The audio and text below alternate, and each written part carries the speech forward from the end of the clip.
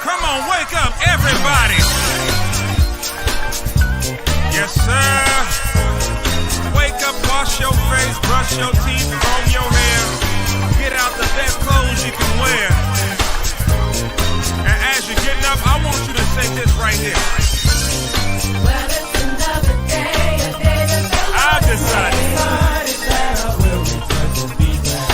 As I look in the mirror and get it together, What you gonna do? I speak over myself.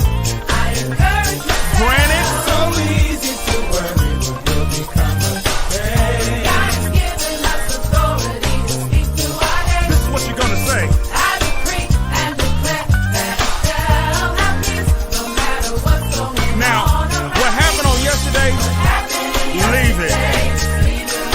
Today's a brand new day. It's a brand new day. You speak to your day. It's gonna be a good day, great day, better yet a blessed day. My kind of day. Today. What you gonna say? It's gonna be a good day, great day, better yet a Just blessed speak. day. Speak to your day. Today. It's gonna be a good day, great day, Better yet. a blessed day. That's my kind of day. Today. It's gonna be. It's gonna be a good day, great day, better yet a blessed Let's have some scripture shower. Proverbs 18:21.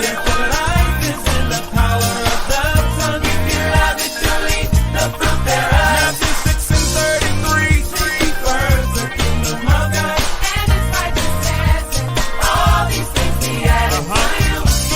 Philippians 4:8. Just think on those things. And we all got bills and we all got needs. What? What happened yesterday? Leave it there. What you gonna do? It's gonna be.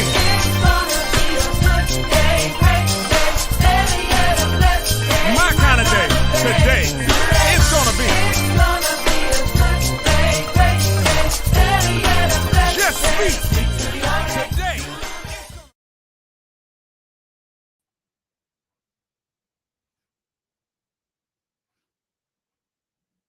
Well, good evening, good evening, good evening. It's so good to be back with you for another broadcast of Ignite. I am Pastor Robert Johnson, the lead servant at St. Mark United Methodist Church in Wichita, Kansas, and we are glad to be back with you. I am going to miss two of our hosts tonight. Pastor Yolanda will be out because she is celebrating Philip Oliver's birthday. Happy birthday, Philip Oliver. We love you. Thank you so much for serving in St. Mark. Thank you so much for letting Yolanda, Pastor Yolanda, be so deeply engaged in the life of our church. But happy birthday to you. And of course, our dear friend Kai Green in Austin, Texas, who is out. Kai is deeply ingrained in the theological seminary process. And so we are cheering him on and celebrating him. But thank you all for tuning in. If you're watching this broadcast right now, I'm going to encourage you to tag some folks or invite some folks to come on, share it on your page. We're about to have a very fun conversation with Rabbi Andrew Pepperstone. And he is such a fascinating guy, but you'll get to see that yourself in just a few minutes as we start this conversation and get into it. You're going to see what a fascinating heart and mind and person he is. And I'm so delighted that he will be on with us. So although Kai and your Pastor Yolanda will not be with us, we do have our dear friend Pastor Kyle Kockelmeyer. Pastor Kyle, good evening. Hello. How are you, sir? Good. I'm doing well. Yeah. It's been, busy, coming off of Christmas and everything, all of the busyness of Christmas sort of like after that settles, you just sort of like, oh yeah, and I got to move forward with other things. And so, so this week has been kind of looking forward, and I'm going to be having a mini sabbatical coming up, as you know, through February. So I've only got this week's live stream and then next week's, and then I'll be gone for a conference, and then I'll be on sabbatical. So I'm looking forward to that opportunity to have new rhythms and refocus and kind of engage in some things that I haven't been able to. So I look forward to that. Yeah, I'm glad you're doing that. As a matter of fact, I'm finding that a lot pastors more so than I've ever experienced before. Pastors are really needing that time. I think my district superintendent took some time off, and before he left, I was really just kind of really just washed, just at a breaking point. But he said to me, I'm pulling away. He says, I think, Robert, we're all in trauma.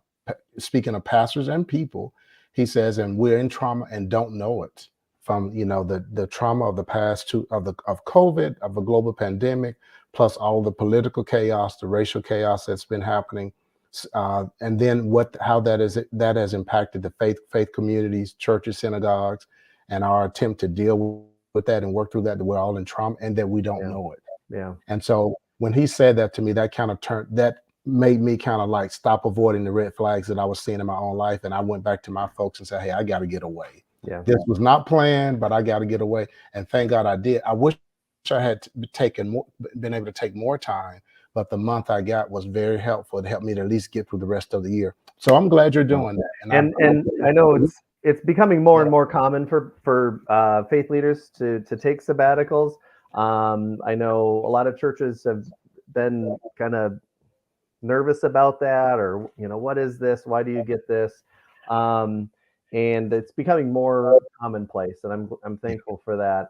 And I know typically that's been like after you've been at a church like 7 years, but what I've heard is pastors don't often make it to 7 years at one church. Right. And I would imagine that happens a lot in the Methodist church with the itinerant ministry kind of model. And so pastors often just burn out after that long, where every single week is the next thing and the next thing and the next thing. And it's hard to get beyond the tyranny of the urgent and like do other things and take self-care. So I think it's important. Exactly. And the stress can overwhelm you. I know. So since I've been back, then we had the time my father passed and went through that during the Christmas holidays. Yeah. And so I'm really having to manage my stress. And there are days when my body is just overwhelmed with, and it's just showing up in all kinds of crazy ways, pains in weird places, restlessness, and just all kinds of things. So I'm glad for you. We'll be praying for you when that time comes. I'm glad we have one more week with you though. Yeah. And I'll talk more about who our guest will be next week. We'll have a guest on who is a former professor at Perkins School of Theology. He was the director of the internship program at Perkins, so he's a pastor, good preacher, but that was the director of the internship program. But after he retired from Perkins, he spent some time pastoring and has written a book called Church in the Mirror. I guess that's the playoff of Michael Jackson had us. I mean, that's Michael Jackson didn't create the phrase, but that when I hear man in the mirror, yeah. And so he did a book just kind of talking about how the church, giving some scenarios and talking about how the church needs to look at itself and examine how we function and how we treat people, how we treat each other. So that's going to be very exciting. I'm glad you're going to be on there with us. If you're watching and you're on my Facebook profile, I want you to go to the St. Mark Facebook page or YouTube channel, because we want your interaction. As always, every Wednesday, we want your interaction and we want to know what you're thinking and how you're responding. And if you're on my profile, we won't see those comments, or we'll see it, but we won't know who it is. So you need to go to the St. Mark Facebook page and tune in there. Again, share, tag. We're about to do something so fun. That's so fun.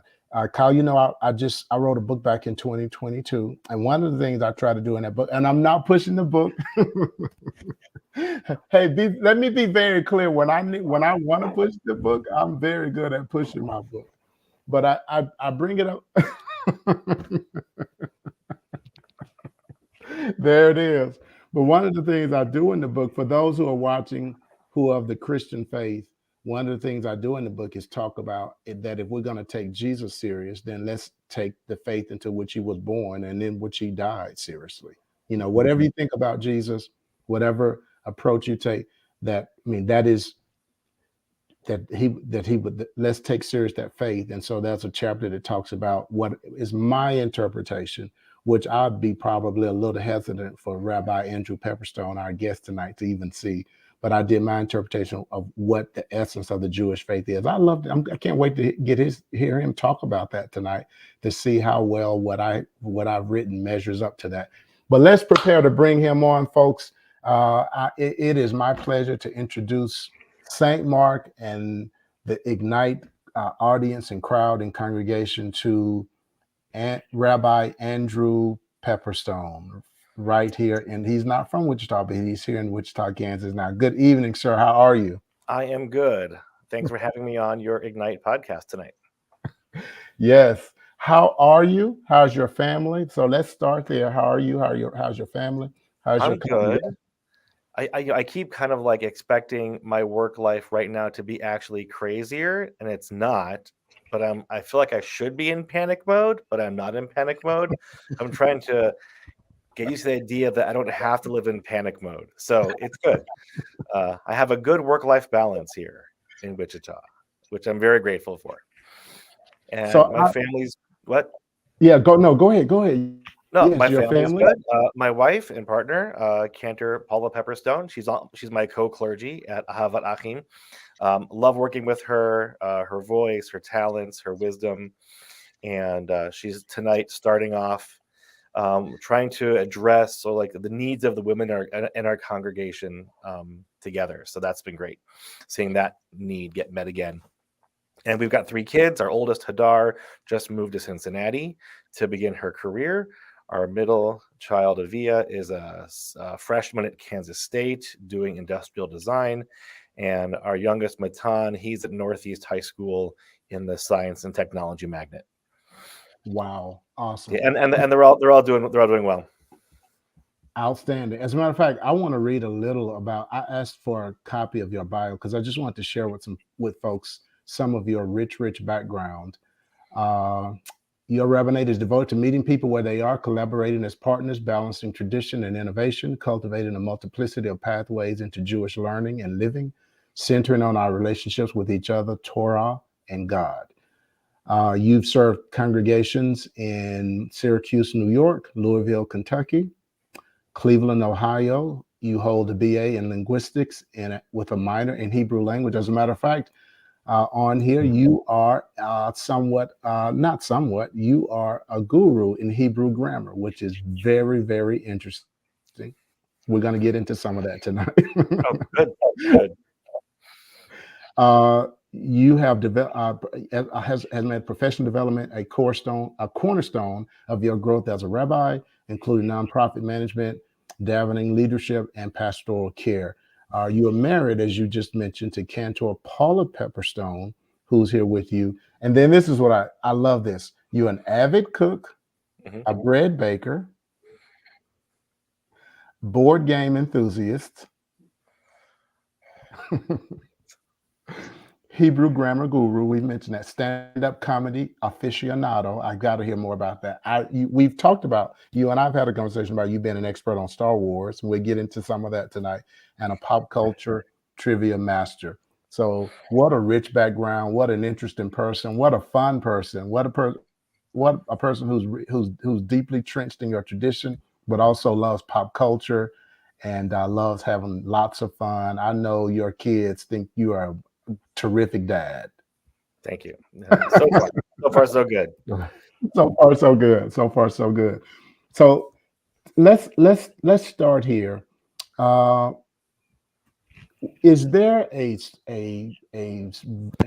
Hebrew verse, a quote, a word of wisdom that you're living by these days that we can use to launch our conversation tonight that you like to share? Sure. So this week, synagogues are waiting to read the book of Exodus as part of our regular yearly reading cycle.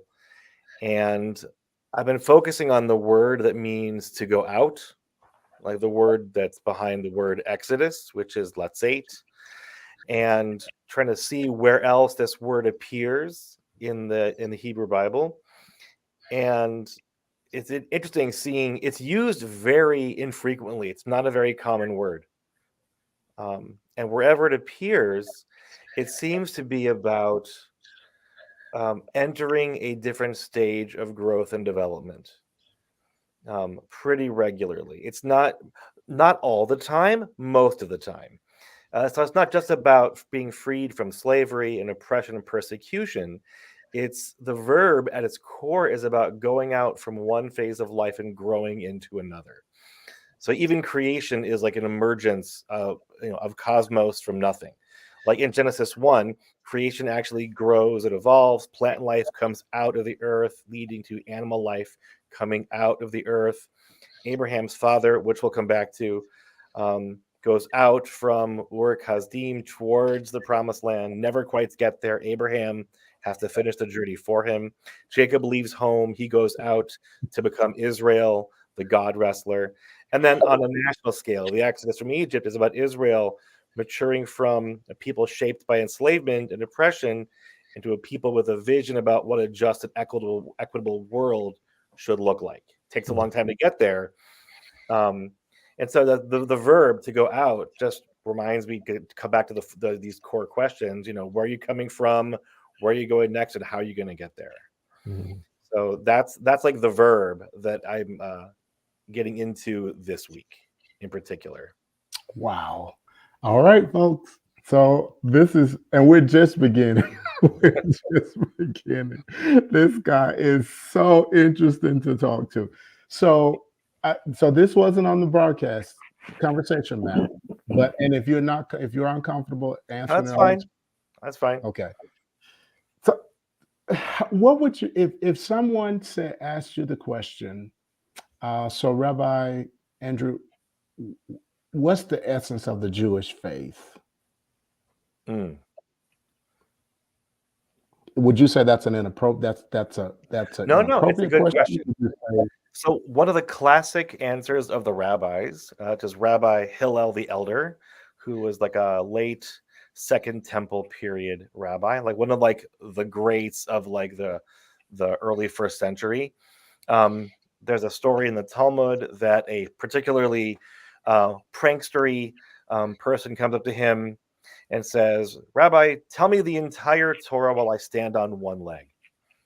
And rather than chase him away as others had, he quotes from Leviticus to love your neighbor as yourself. The rest is commentary. Now go and study. Wow. So I would say that in many ways, I used to dismiss this, that it's all about love, but I've come around in my middle ages to appreciate what Rabbi Hillel the Elder is teaching, is that really does seem to be the core of Jewish life. It kind of like, some more unpacking to do why that is like the one verse that is at the center.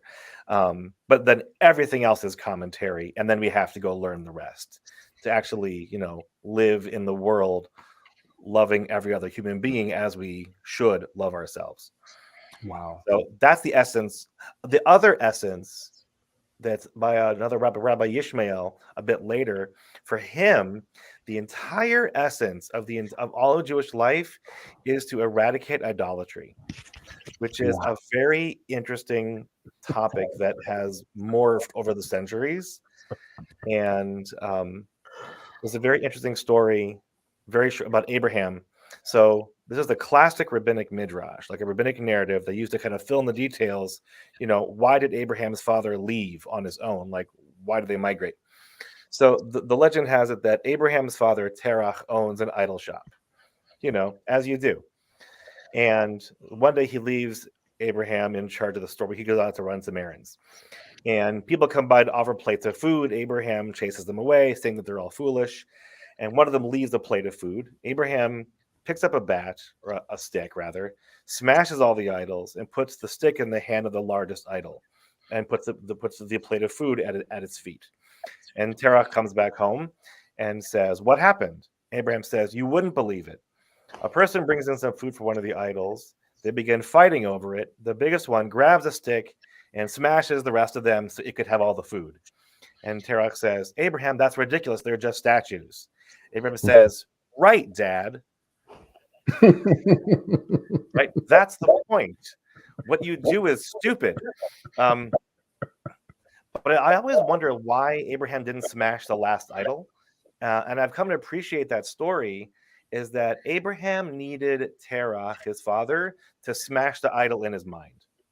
And because the last idol to smash is the one in the image we have of God in our heads that is limiting or incorrect, or like focused on the physical.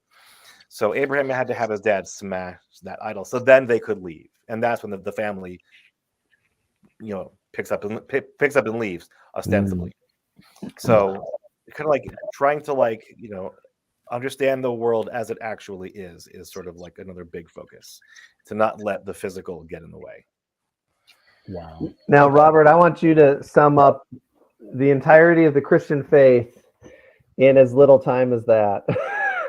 I think Jesus said the same thing, by the Jesus way. Well, said that- yeah. exactly. That's exactly where I was at. I was just going to Yeah. repeat that and say Jesus said the same thing. The rest is interpretation.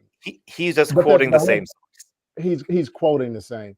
The He's whole quoting the thing exact about same. idolatry is so powerful, though, because I've kind of, I mean, even throughout what we call the Christian scriptures, Hebrew scripture, that this thing that I think that the essence of sin is idolatry. Well, for us, it's one of the big three cardinal sins: Along with, murder and sexual immorality. wow. Yeah, those are like those are the three that are so big that if someone holds a gun to your head and says, "Oh, violate a piece of Jewish practice," you violate it, except for those three. If you're forced to do one of those three things at gunpoint, you say, "Kill me instead. I won't do it." So those are the three that are inviolable. So here's another question, not on the conversation. So, Okay. so tell us. So for my folks who, particularly St. Mark folks at Covenant Journey Evangelical Covenant Church, tell us how. So let me start. So you and I met because we both have been pulled into this project that's coming called with DART, this national social justice initiative called DART. And one of the things that the young man who's kind of the guy in the field who's pulling everybody together, Lewis, that he's very good about saying is that we are a multi-faith initiative, not an interfaith initiative. Because he says the interfaith that the tendency has been to kind of say minimize your own faith tradition in order for us to come together and try to find what whereas multi-faith it's like, no, hold on to your faith tradition. Everybody holds on, but that we come together out of our faith traditions to work on things, that issues of justice and issues of just community building that we all believe in. So, and I think that that's helpful. That's very helpful to me because, before there was a time in my life that I probably would have said a lot of things that would have been very offensive to any of my Jewish people that I met who were Jewish. For example, referring to the Hebrew scriptures as Old Testament. Right. And just on and on. Give us some things just real quick that for the Christians who are watching, like if they want to build relationships, healthy, positive relationships with people from out of the Jewish tradition, some things to avoid in terms of their perspective or things they say. What are some offensive things to avoid? Sure. So I would say the one thing to know is that the Jewish community today, everywhere, is very different from how Israelites look in the Hebrew Bible.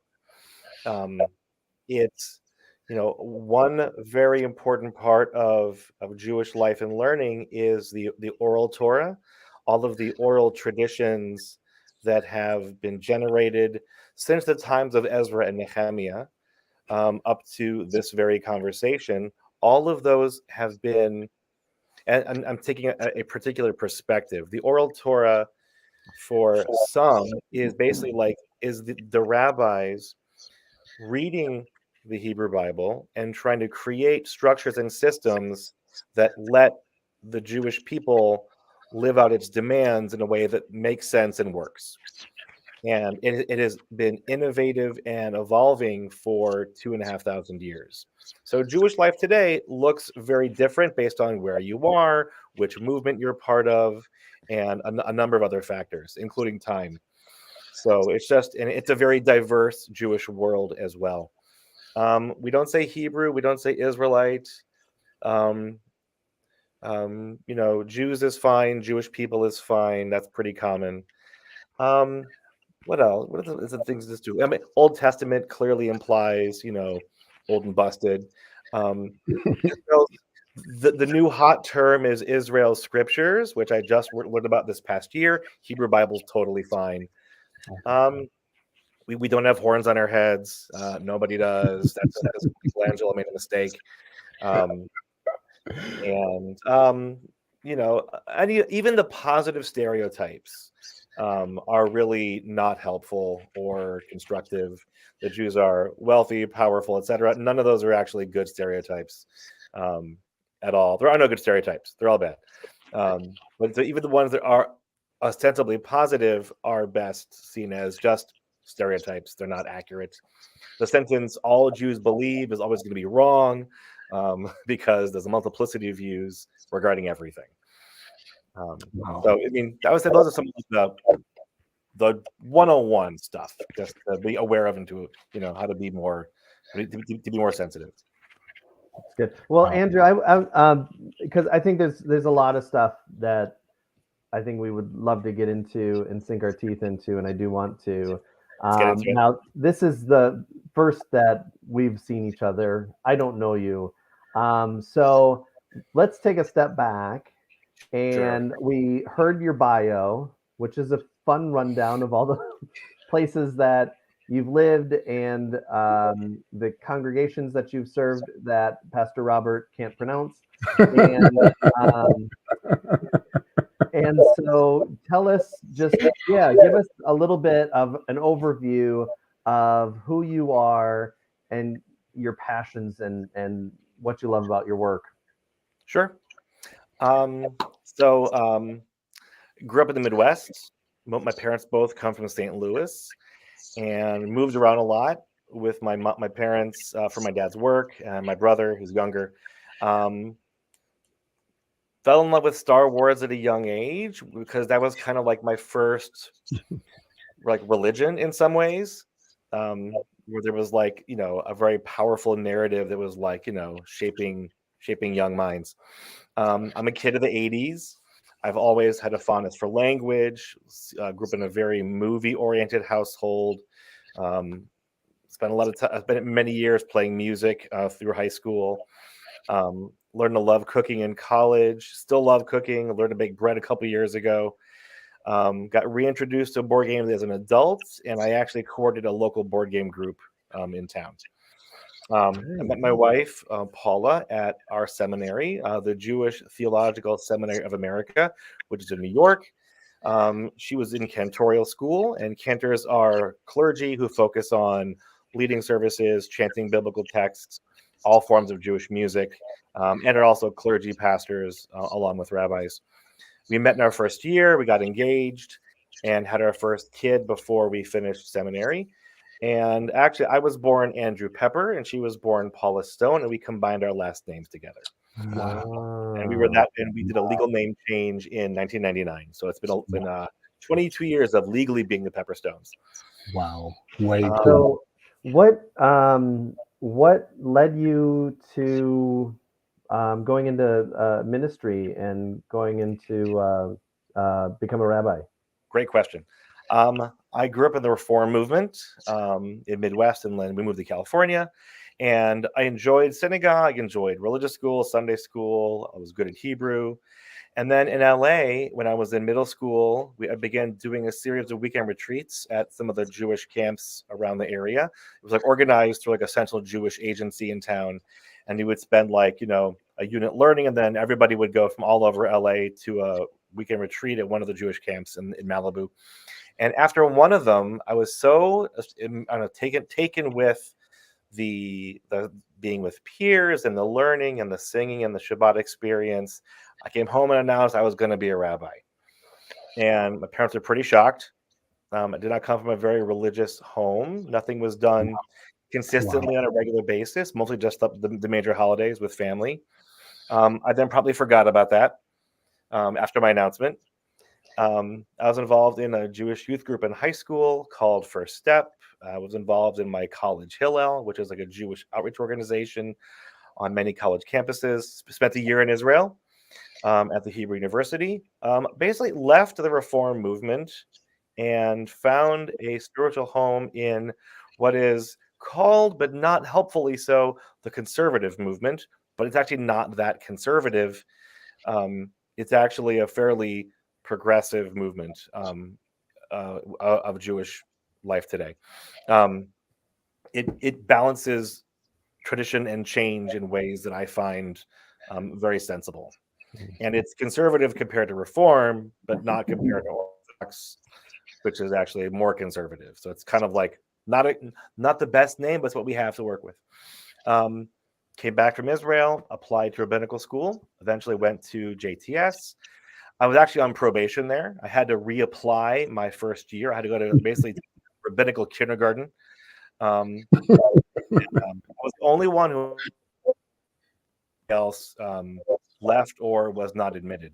There were people who were there in my program who didn't have to reapply, and they all stayed on. And I've been youth group leader, written curriculum, Jewish event organizer, rabbi for youth and education, run religious schools, taught in Jewish day schools, had 2 pulpits, and it's kind of been like a really fast 21 years. 20, almost 21 years is year 20 right now.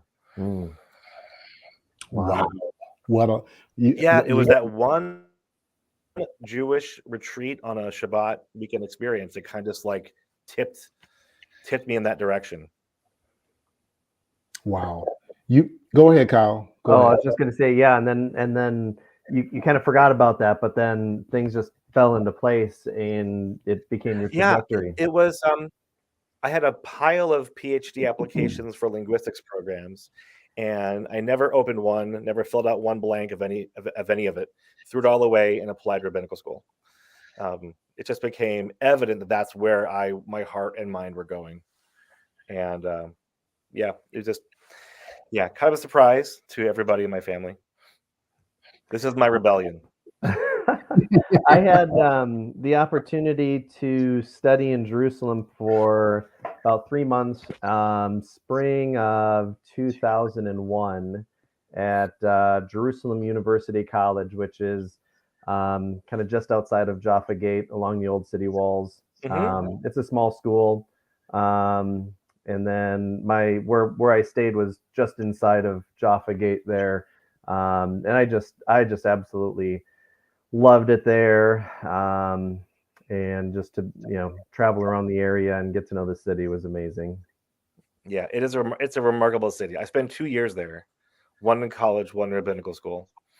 And it's a remarkable city. It's a remarkable country. Jerusalem is, quite unlike anywhere else I've ever been. Wow. So you've done a lot. You've done youth stuff. You've written curriculum. You've been the leader of local congregation, but you're also engaged in justice ministry. Where did the passion? When did the passion for social justice? Or is that just a natural outgrowth of your faith journey? It's actually not natural. I wouldn't say I have a passion for it. It's actually really strange. I do it because I don't have a strong passion for it. Wow. I was not raised in it to be socially aware or focused on justice issues, but I've just come to see the need everywhere I've lived for it. So I actually kind of have to overcome my natural inclination to sit in a chair and actually get involved. So it is not my natural instinct to do so, but it's getting better. It's getting better. I was involved in it in Syracuse to an extent, but and then by the time I was actually able to get more involved, we had to move. So I'm delighted that Dart is starting here to be involved from the ground floor. That's been very exciting. Wow. So I plan to be there to show up for as long as I'm in Wichita, and then wherever I end up next. So I am going to give you all a heads up. Those of you that are watching, and I didn't. This is another question. It's not on our conversation map, but you and I talked about it over lunch. Hmm. You like blew my mind with when you share with me the Jewish understanding, the whole thing about forgiveness. So there's this Christian interpretation of Hmm. Jesus saying forgive 70 times 7 and that unlimited. And we talked about that. So I'm going to ask you about that, but I'm going to hold it because I want folks who are watching. If you know if folks are struggling with forgiveness, I thought it was very liberating for me. It was very helpful. And I Okay. want you all to hear that. So in about 5 to 10 minutes, we'll come back and ask Rabbi Pepperstone that question about forgiveness. And I want you all to hear his interpretation of that from a different perspective. I think you'll find it very enriching, and I think you'll find it liberating. But let's go back to the idolatry piece. You Sure. mentioned the story of Abraham, Uh-huh. which is kind of a foundational story in the Torah, in the biblical Jewish journey, Abraham. And you mentioned something that I've talked about. I've taught this, but I haven't heard a lot of people talk about it, that actually Abraham is finishing a journey that his father began. Yeah. Uh, but they were also deeply entrenched in the story of Abraham crashing the idols, smashing the idols. Because if you look at the names of the people who were, Terah and that whole crowd, a bunch of several other names are names of idol. Am I right? I'm not sure actually. That's a good question. Okay. I had not thought of. I don't know. I don't know if those names are. I mean, they sound. I'm not sure if they're Babylonian or not. I'm not sure. Yeah. Interesting Okay. question. Okay. So that part of what Abraham is doing, God's calling Abraham out of is out of idolatry. Yeah, I mean, Yeah. Babylonia was the big city of the ancient Near East, and that was. I mean, they're polytheistic. No two ways about it. So talk to us about like let's dig deeper into the whole idea of idolatry. Okay. I don't know if there's more you can say about that. Can you? Can we dig a little So, deeper? part of it feels like it at its core, to me, feels like it is worshiping the things that we make, or it's worshiping things that people, worshiping things that people make as if they were deities, which is sort of like, of course, that's not what actual pagans do. That's ridiculous. But that is the Hebrew Bible's approach, is that it almost like deliberately or doesn't understand, the use of idols in worship. It's just beyond comprehension. So there's either this intentional or unintentional unwillingness to give the use of idols any kind of legitimacy, and that kind of like morphs into like worshiping the things that we actually create, like worshiping fame, money, power, whatever it might be. That's the thing that is at the center, um, which is really all about human ego. Like if and worshiping of the self is the worst kind of idolatry. So really, Jewish life is all about taking ourselves out of the center and putting God at the center, and seeing ourselves like as like spokes on a wheel, all revolving around the same thing, which is God. So that, in some sense, is kind of what all Jewish practice does from the point of view. It's all about taking ourselves out, checking the ego, and putting God back in the center. In short, that's like the big picture in my mind. Yeah, I think that's helpful. I mean, I remember as a kid, reading the Hebrew scriptures, and like there's it feels so outside of our context.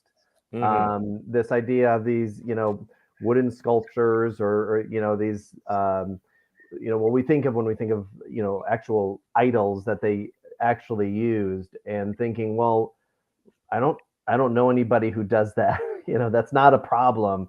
And trying to rethink that within our own context of Not in using physical idols in the same way, but what that means within our own context, and it continues to be applicable to us today, and that's what, yeah. Very much so.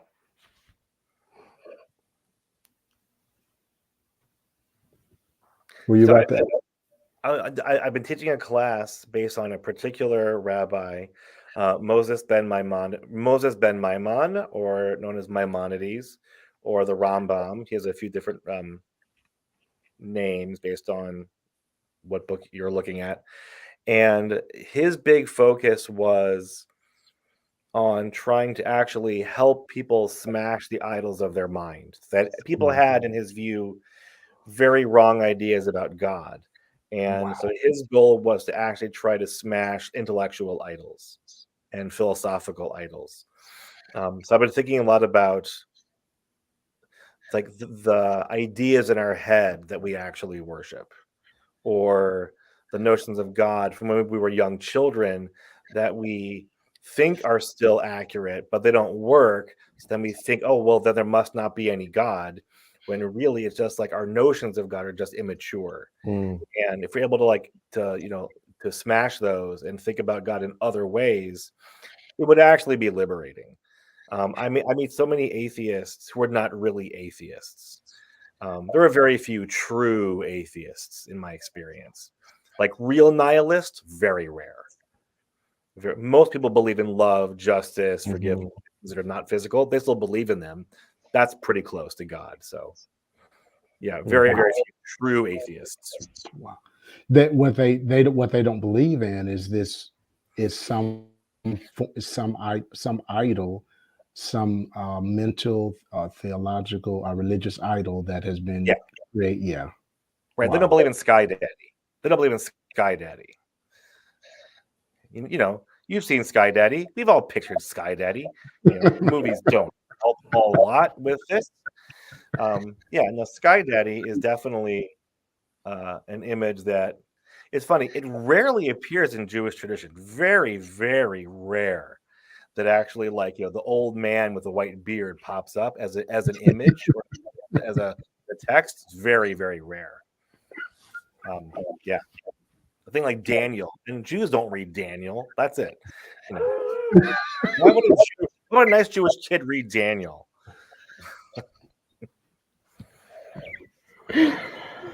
This is great stuff. This is great. This is great. So we're gonna take a quick pause in this heavy theology. You're so smart, by the way. Not only are you just like just a great leader and faith leader. So where did this fascination with stand-up comedy come from? So I'm a child of the 80s, and we had HBO. And HBO showed in the early 80s a lot of great stand-up.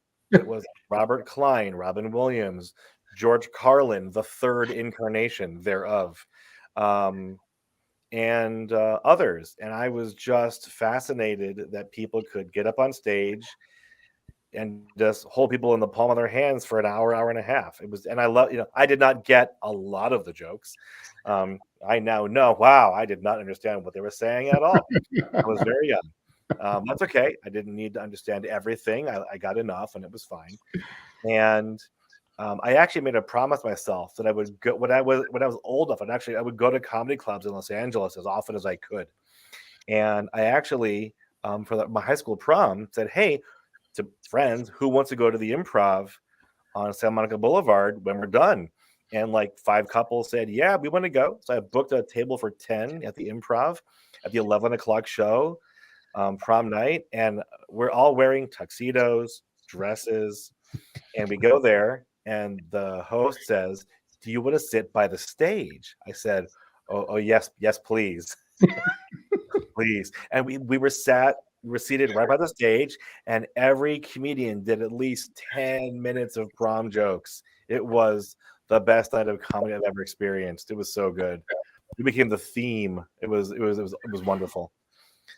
And I've been to the Groundlings a number of times, which is like Second City, or like a skit comedy improv group in Los Angeles. A lot of SNL cast members come there, and just always enjoyed it. And then it's been a bit of a resurgence. Pandora added comedy tracks to its library. I've been discovering new comedians now for several years. And now Netflix is a huge force in comedy, and I'm watching comedians now from all over the planet, which is just, actually, there's a guy, Veer Das. He is an Indian comedian, and he does a lot of really interesting stuff from like an Indian point of view. It's great. And seeing Muslim comedians today talk about their experience as children of immigrants or immigrants themselves, and trying to be religious and respect parents and grandparents, but adapt and modernize.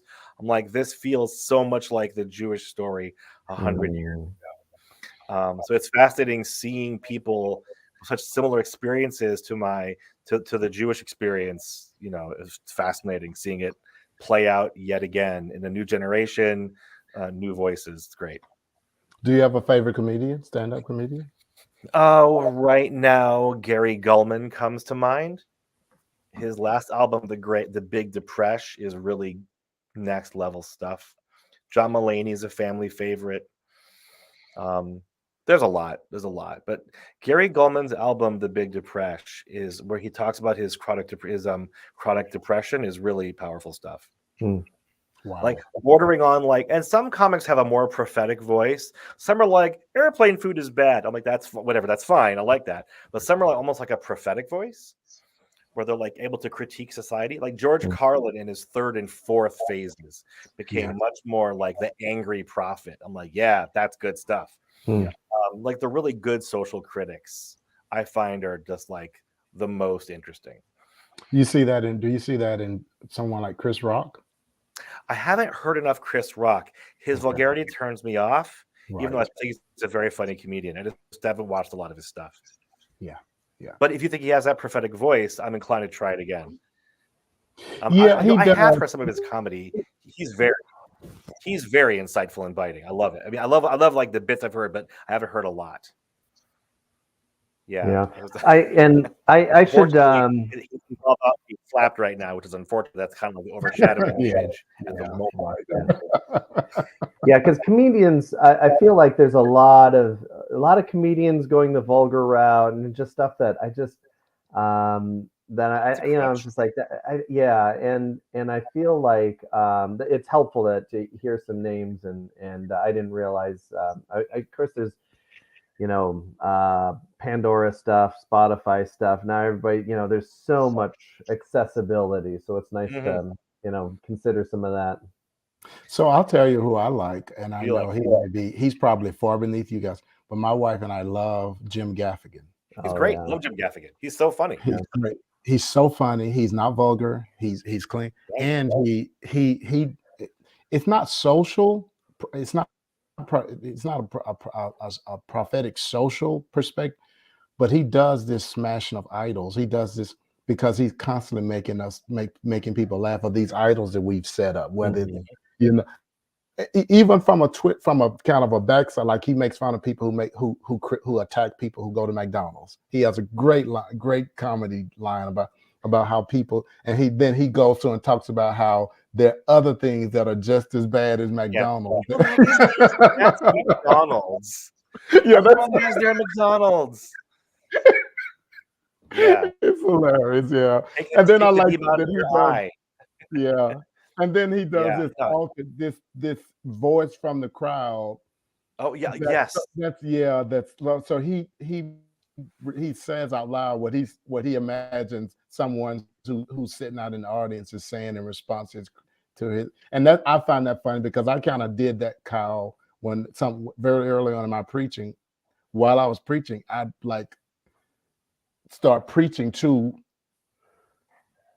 people what I thought people were saying in response to what I had.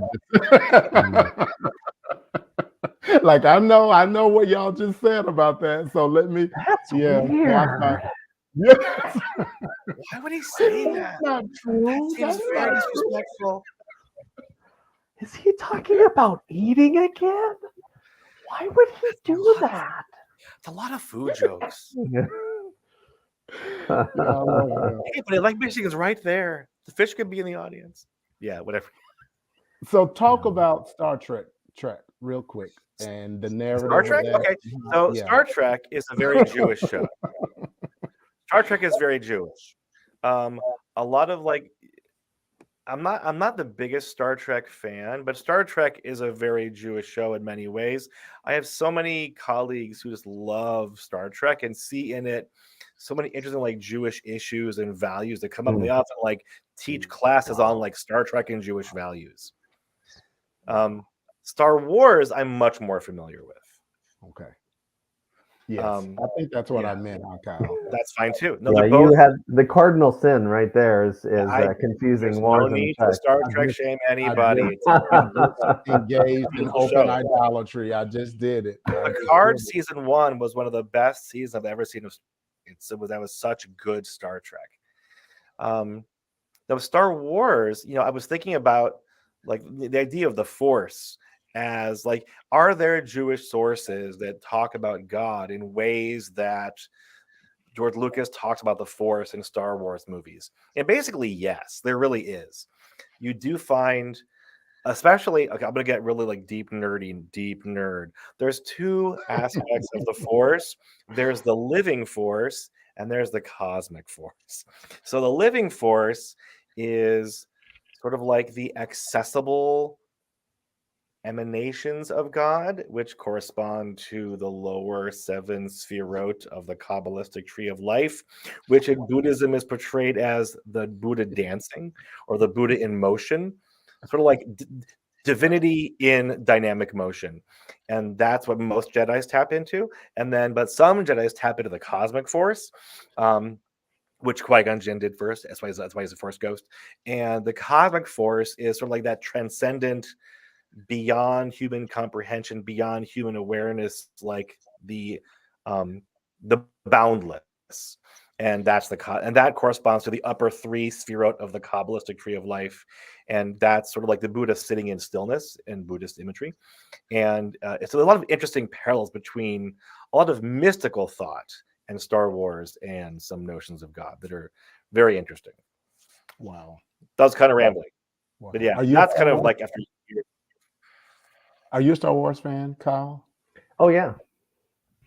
Have you heard about the whole living force, cosmic force difference? Mm-mm. It's kind of come up in like more recent stuff. I'm still wrapping my mind around midichlorians. We don't talk about midichlorians. Why make the force about? Well, that makes you force sensitive. It does not make the force real. It just makes you force sensitive. Look, I love the prequel trilogy for all of its good qualities. You know what? The prequel trilogy is boring. And I mean that in the best of all possible senses. It's boring in the way that Genesis 1 is boring. Wow. Is there to tell you a story that you aren't expecting to hear. Wow. So I'll bring it back to Bible if you don't. Yeah, but Phantom Menace is so dull because evil works in the most boring ways. Trade disputes. I'm like, that is so dull because that was Lucas's point. That's right. Darth Sidious works through the most boring thing, bureaucracy. Like, that's true evil. That is. Wow. True evil. Oh my gosh. Yeah, it's delightfully boring. And it's like, that's kind of the point. Genesis 1, it's so boring, that's kind of the point. Wow. Genesis 1 is so dull. Yeah, with Star Wars, I just have to do what I can to shut off my mind and just kind of enjoy the ride and not think too hard. Right. Because if I do, then it's like, well, if you really carry this philosophy or this ideology of the Force and things like, well, why wouldn't they have done that, or why wouldn't they have done that? And just enjoy it for what it is. Yes, and it have is fun very with it. entertaining. Have you all seen Not Avatar? that much. Have you seen Avatar? The Way of Water? Yes. Yeah. Any thoughts, either one of you? I haven't seen the second one. I got hung up on the adaptations to water of the Navi living by the ocean. I'm like, how long have they been separated for? They would adapt basically like, different tails and webbing to like swim better. Like, how many years does that take? How many generations? I don't know. I'm like, couldn't be that long they were separated. They're so similar in every other way. So I got hung up on some of the evolutionary biology a little bit. I also thought, wow, this is I enjoyed the movie a lot. And then in the boat scene, kind of like, Titanic. Yep, prepared him for all this. But it was good. It was interesting. So you haven't seen it, Kyle? No. Oh, I just wrote. I give no spoilers. It's all right. I give no spoilers. Just little hints. I barely remember the first one. It was so 13 years ago. Yeah, 13 it was a long time ago. Yeah. Rabbi, It's kind of people. to talk about this concept. I have a good friend of mine who's a Jewish rabbi who his kind of core, he's deeply engaged in social justice, and he relies heavily when he doesn't like to talk theology, and was very interested. It's been very helpful, Kyle, because in Christian faith, we're very big on it's not about your works, it's all grace, which I think has been deeply perverted and is very dangerous. I think that has a lot to do with people not taking responsibility for a lot of the injustice that they either cause or participate in the world. It's kind of like, hey, I'm saved by grace, so God saved me. I prayed the believer's prayer. I'm good. I'm not.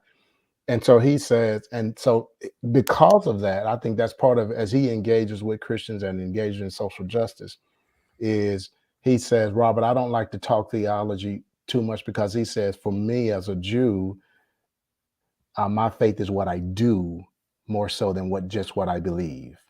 Mm-hmm. Any elaboration on that? Does that? Me or Kyle? Yes, you, Rabbi. Okay. And then I love to hear Kyle's feedback on what you say. Yes. There's a story in the Talmud where I forget the specific context, but God says, if Israel has to choose me or the Torah, they can pick the Torah and forget about me. Like, Wow. yeah, God is not nearly as important as living a certain way. It's not, I mean, and that's the rabbis talking about God. The rabbis are saying it's much more important to actually, live in the world in a way that brings about love, equity, and justice than to believe a certain thing. That's far more important. Far more important. I mean, it's a forced choice, but if forced to choose, they'll pick how we live rather than what we think. Wow. So I take that very seriously. And I mentioned Maimonides, about 1,000 year ago, rabbinic scholar, and he actually wrote a list of the 13 things that he thinks Jews should believe or they cannot be Jewish, and he got a lot of protests by codifying belief. They go, we don't do that. Like, these are important beliefs, but you're still part of the people if you don't believe these things like that. You can't say that. So he was very controversial in that regard. He really pushed belief for his own reasons and for interesting philosophical, purposes. But he got a lot of pushback on that because that's not generally what Jews focus on. So he's sort of the anomaly, and that's not official. Nobody behaves that way, where there's no like theological litmus test for these 13 things. You don't believe them, you're out. No one does that. He was the only one, but it did not pass, as it were.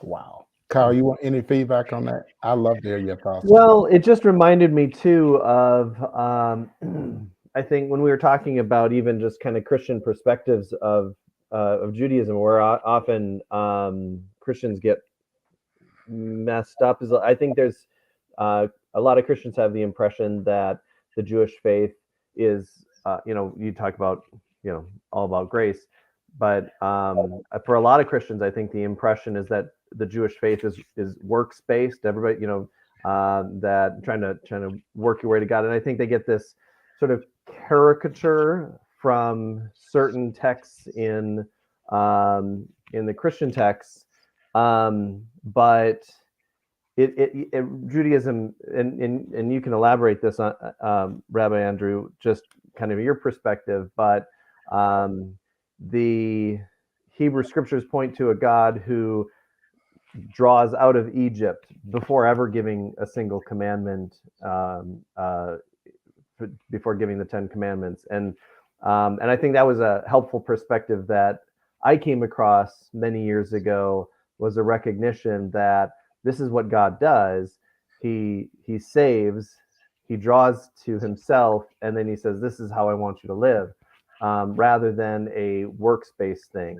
And as my understanding is that the Jewish faith isn't, like you say, isn't just this heavy theology-based thing, which a lot of sects of Christianity get into, and it's also not designed to be a works-based thing either, in terms of creating salvation out of that.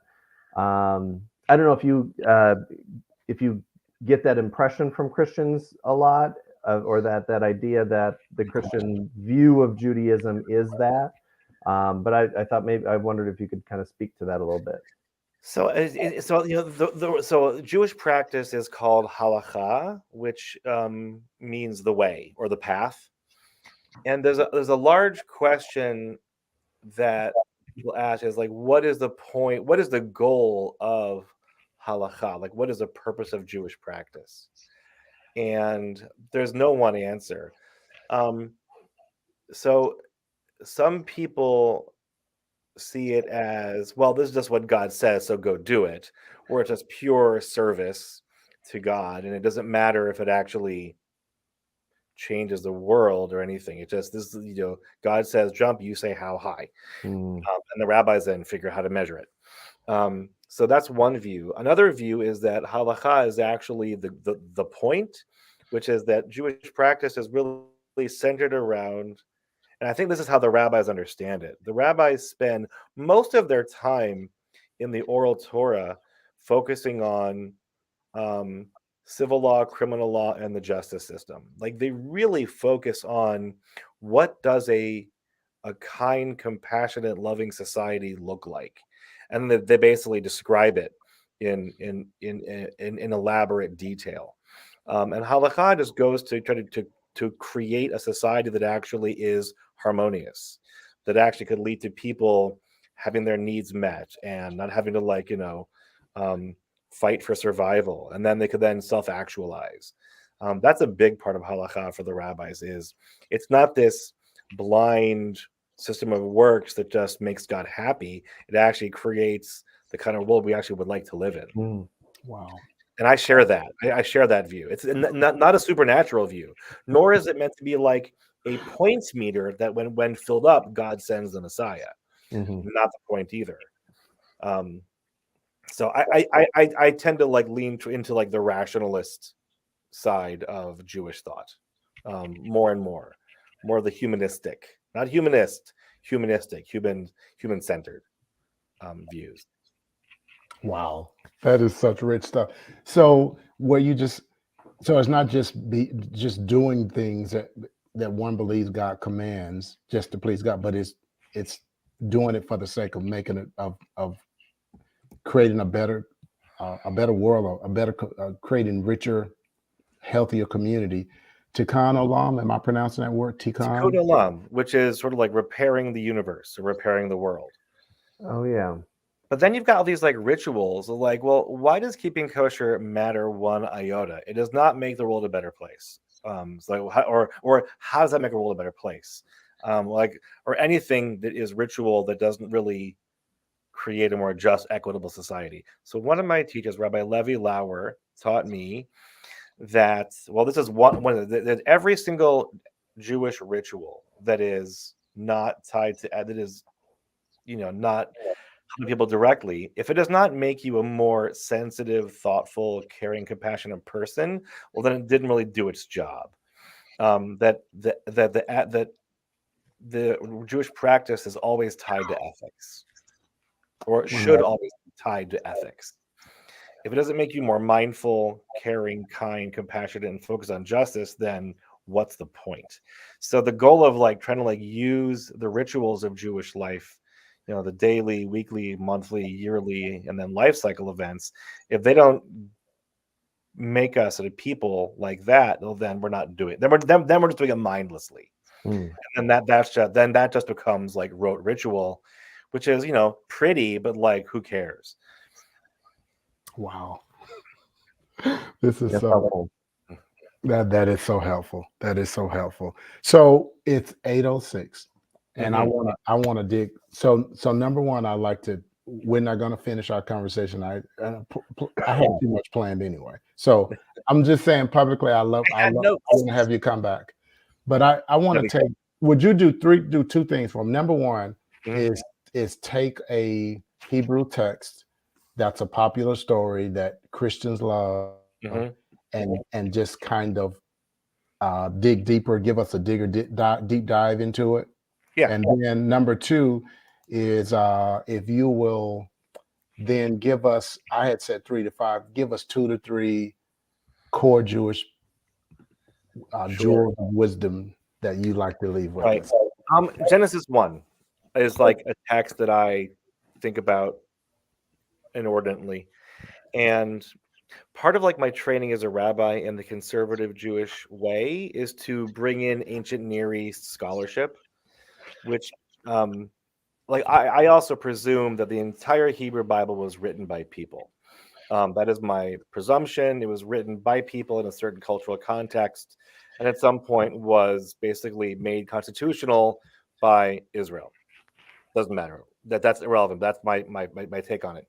So Genesis 1 is basically anti-idolatrous.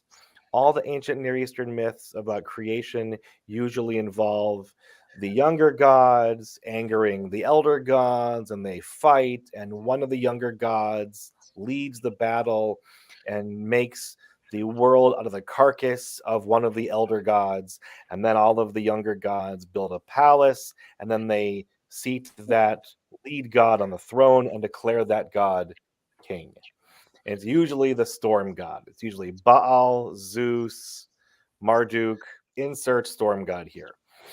So Genesis 1 says, no, no, no, no, no, no. We're going to make this really dull. No backstory, no fighting, no contest. There is one God who is undescribed, who creates because God says. And it is so delightfully boring to remove out everything pagan and to really subvert everything that they say about the nature of the world. Genesis day 1-3 lay the foundations for day 4, 5, and 6, which are all based on the three things that are there at the beginning of creation, which is darkness, water, and land. And day 1 and 4 match darkness, day 2 and 5 match the water, days 3 and 6 match land. And it's just about the world is orderly. The world is essentially good or very good. Veganism was the original diet. And many say that is actually still the ideal diet. The big thing is that, well, two big things. One, on day 6, when God makes human in God's image, that's actually really important, but we forgot why. In the Babylonian creation story, only one human being is made in God's image, and that is the king. So the king was the only one made in God's image, and the king is the only one who was any kind of divinity at all. Genesis 1 says, nope, you're wrong. Every single human being is made in God's image, unequivocally, unreservedly, full stop, prior to gender, sex, race, everything. God's image, full stop. Which then tells every single power structure on earth, you have no divine authority. You are simply human. There's just God and humanity, and that's it. Nothing else is real as far as God is concerned. It's all human structures. It's a very subversive, dangerous text Wow. because it is so boring. But because it's so boring, it is so subversive and dangerous. The other big thing you would expect at the end of a creation story to have the younger gods build the lead god a palace. And you get to the end of the creation story, and there's no palace. There's just like a day where God does nothing, which is very boring. So on the one hand, that creates Shabbat, or this cosmic primordial Shabbat, which is like a palace in time, to quote Rabbi Abraham Joshua Heschel, whose yahrzeit is actually today. It's been 50 years since he died. And the other, so the one Shabbat becomes the palace where God sits enthroned. So observing Shabbat became like the litmus test for, do you believe in God? Because if you didn't observe Shabbat, well, then you're really saying God is not the king of the universe, and then we have issues. It's not the litmus test today, but it used to be the litmus test for, are you reliable? Can I trust you? Are we on the same theological page? But the palace does get built, because the palace is actually the tabernacle. And the language of building the tabernacle in the wilderness is all Genesis 1 language. So when Israel finishes the tabernacle, they're completing creation. And then God sits enthroned in space, in the tabernacle, and later in the temple in Jerusalem. So you get this interesting play between space and time as well, as like which one's the prime. Is God dwelling in space or time? Which one's more important? Big debate. But you also then get the clear message that human beings are God's partners in finishing creation, which really then is like the root of Tikkun Olam, that we're actually here to finish the universe, because it is woefully incomplete. As you know, it is good, but it is incomplete. It's a bit off the rails. There's work to do. So Genesis 1 is all about these things. So that is like a text that I think needs to be understood differently. So I'm curious your thoughts. I know there's some Christian scholarship coming out around the Genesis 1 text. I think John Walton talks a lot about this, of the image of Genesis 1 being a temple creation, that days 1 through 3 are these creating spaces, and then the filling of the spaces, and then at the end of the 7 days you've got the image of the God placed in the middle of the temple. And so is that that's interesting. so clearly Genesis yeah. 1 is written by a priestly source. Clearly, it's very obvious that P is the author of Genesis 1, the priestly source, and of the tabernacle text as well. It's very obvious. The language is all the same.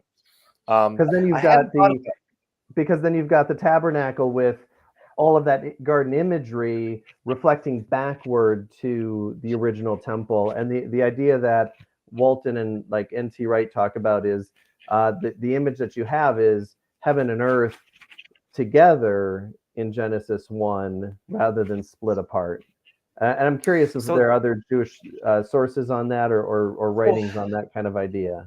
So we don't have the same notion of heaven, though, which is important to tease apart. Hashemayim, the heavens, Yeah, the dwelling place of God being, the heavens are my throne and the earth my footstool. So we might be bumping up against some differing terminology and stuff. So that phrase is very, so the right. So the most important religious text I think we have today are James Webb Telescope images. I think those are really important spiritual texts. Those are to really like blow the mind, and to I think to appreciate.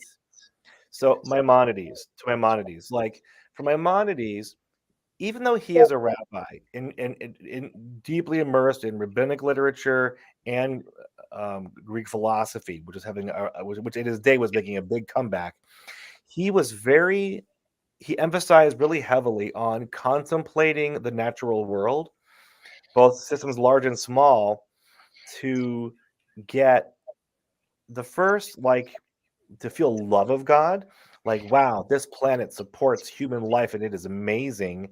And then when he considers the cosmos, yet we are so small, that to have this feeling of love and awe, two sides of the same coin. I think those images of the Webb from the Webb telescope, I think, kind of can help create that attitude, which I think is an important for us as a core attitude. Feeling God's love. Wow, the earth supports us.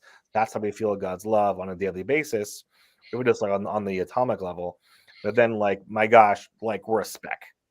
Like we're a teeny tiny little blue speck. So the cosmos is just, such a mind-blowing thing. Mhm. We feel God's presence on earth, we feel just like a little bit of it, which is also overwhelming. So I love that verse. I don't know where God lives. Yeah.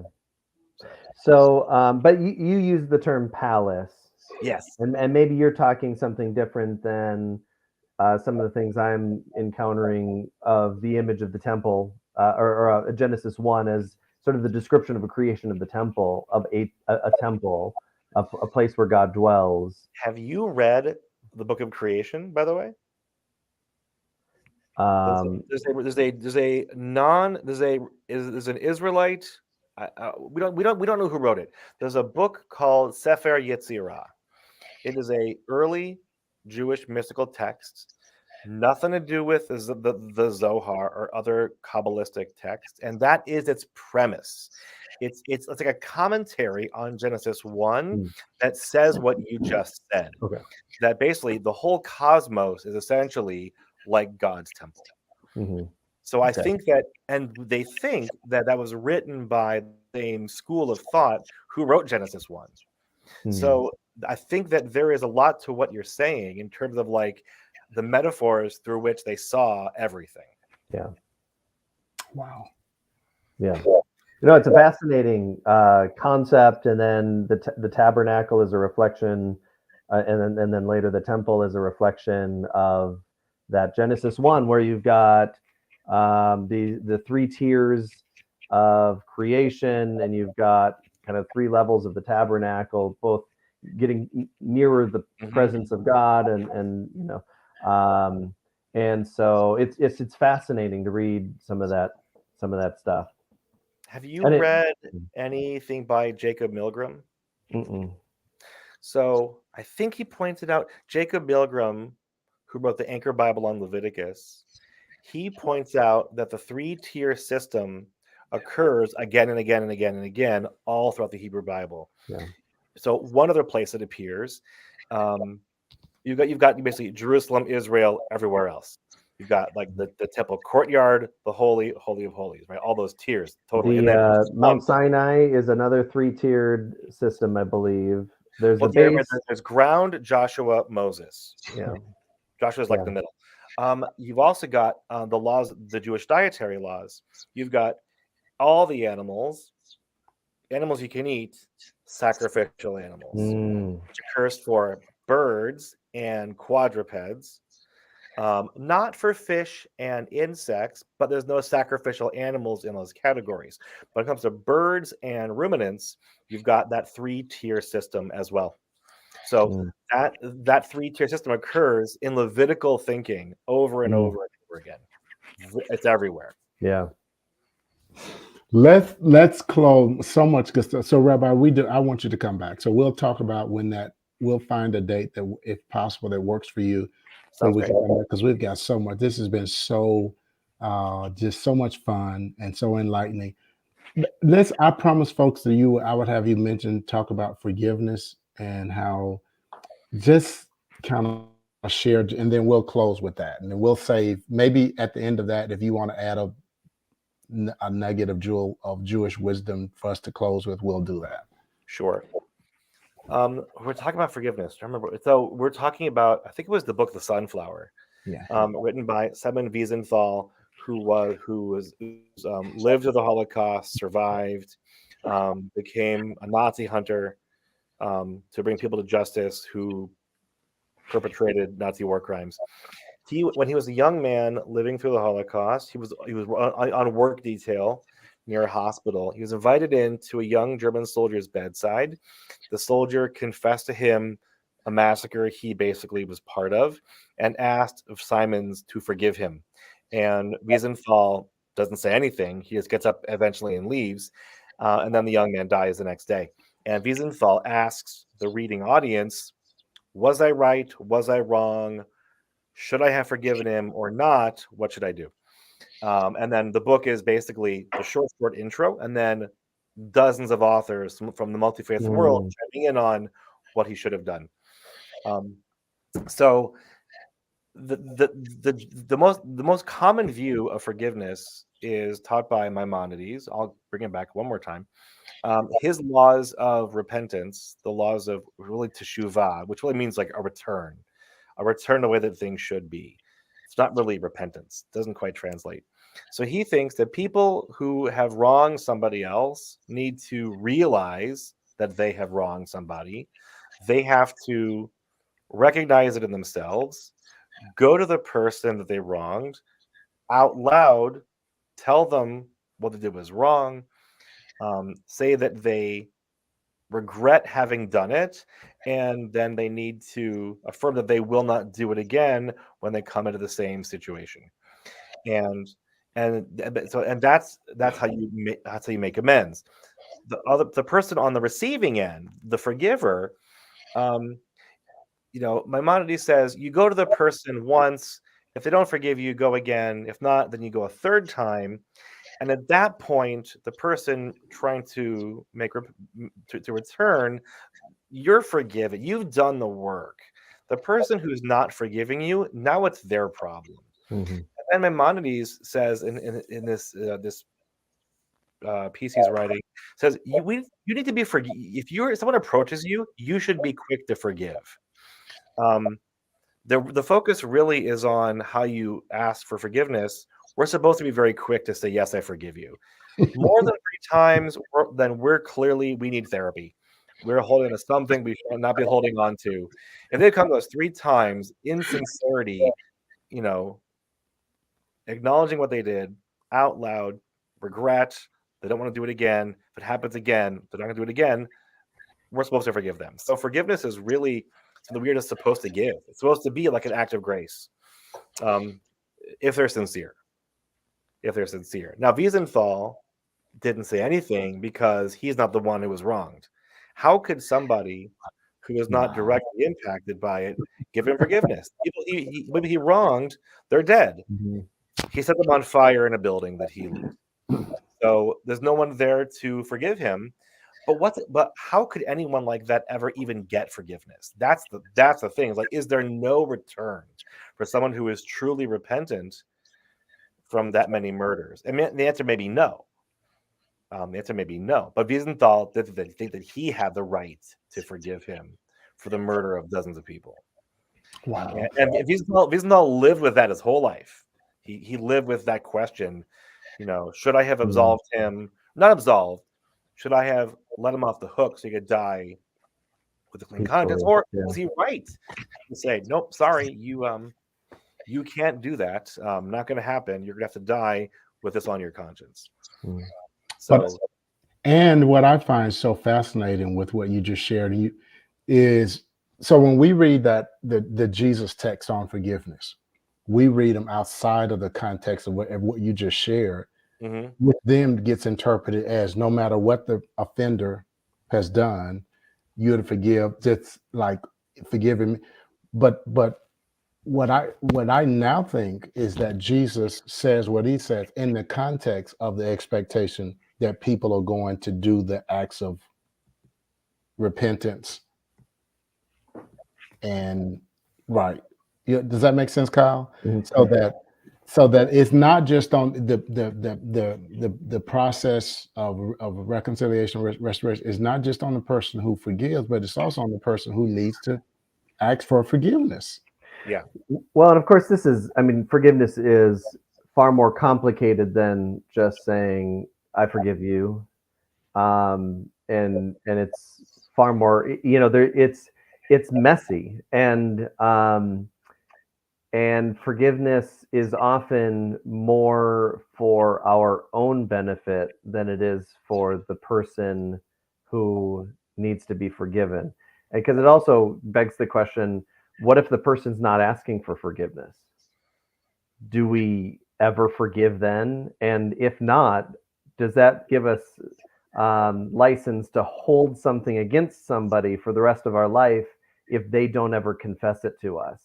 And I don't think that's what God's looking for either, because that's not healthy, and that's not creating shalom either. And so I think what But Jesus is I getting think to you're right. is But I think that the burden that in a Christian, let's say like a faith context, that all those who are using the faith perspective to Mhm. address it, that burden lies with everybody. Yeah.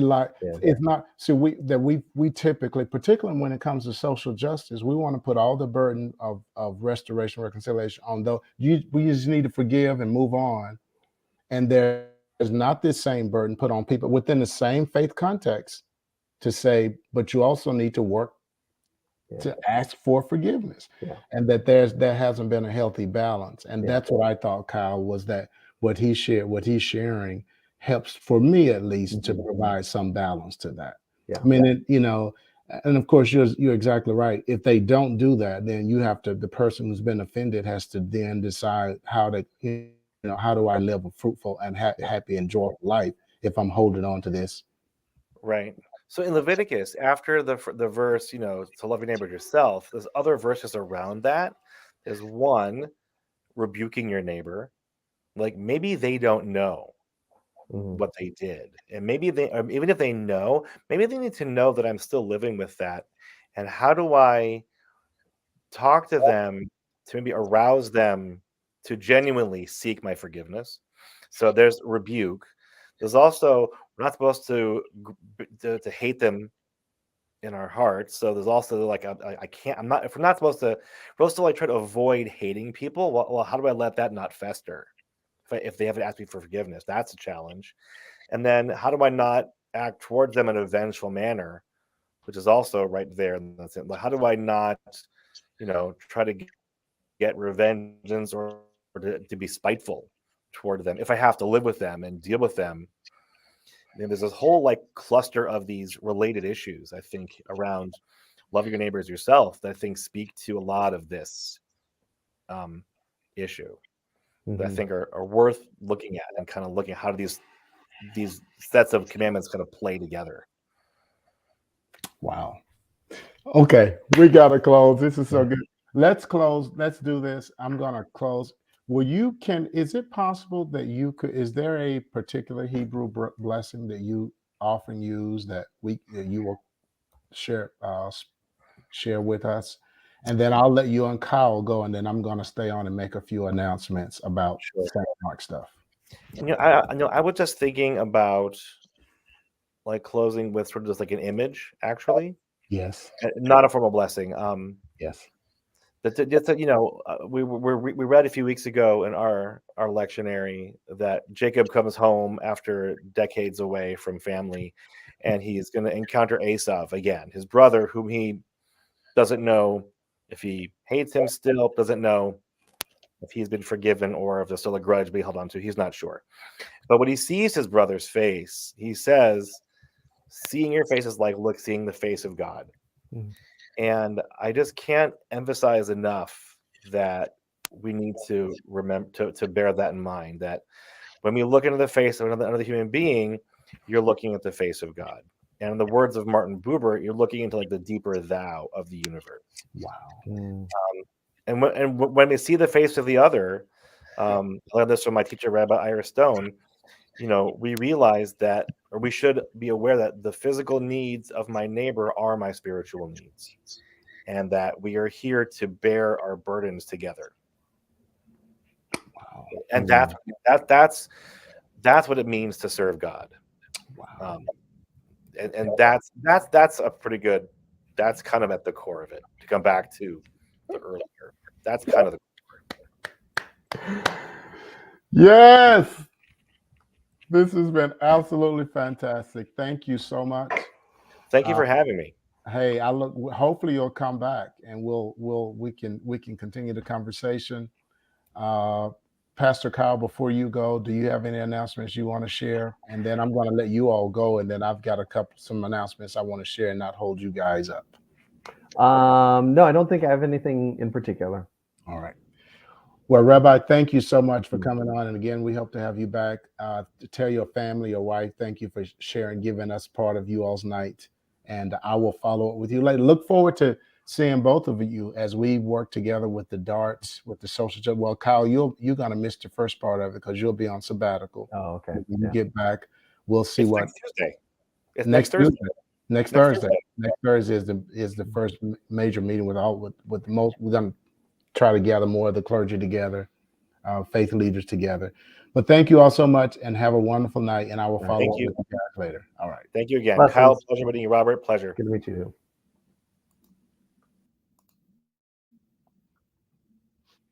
Okay, folks, thank you so much for tuning in. I do have a few announcements I want to share with you.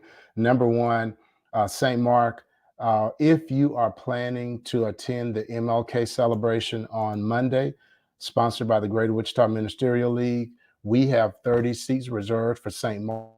If you want one of those seats, you need to contact Cheryl Stevenson tomorrow. You need to contact her tomorrow or this weekend and put your name. We have 30 seats. So you don't have to fight for a seat. You don't have to try to get there super early. You can get there. Your name will be on the list and your seat will be reserved for you. So if you want to attend that, Roland Martin is a speaker for this year, and that's at 12 noon at the WSU Metroplex. Again, the annual MLK celebration sponsored by the Greater Wichita Ministerial League. Also, next Wednesday, looking forward to having Dr. Thomas Spann on with us, and we're going to talk about the church in the mirror. We're going to have a great conversation. He has a new book out on this subject, and we're going to have a great conversation about how the church needs to do some self-examination, particularly in light of all the rapid changes happening in our culture, in our context, that's impacting how we do church, how we do ministry, even how we do Sunday mornings, and then digging deeper into how we remain relevant in our communities, in our cities, how we reach the next generation. But we're going to do a deep dive on the church, taking a look in the mirror with Dr. Thomas Spann, former professor at Perkins School of Theology, former pastor, associate at the Great St. Luke United Methodist Church in Dallas, Texas. So we look forward to having him on next Wednesday at 7 p.m. St. Mark, I look forward to worshiping with you all on Sunday. We will continue our focus, our series on the flourishing, on how this is a year of flourishing, and we look forward to digging deeper into that. This coming Sunday, the message is flourishing in purpose, flourishing in your purpose, or flourishing in your why. So that's our subject for this coming Sunday. God bless you all. Thank you all for tuning in. If you watched tonight's broadcast and found it helpful, please share it with others. Have an amazing and blessed and peaceful night.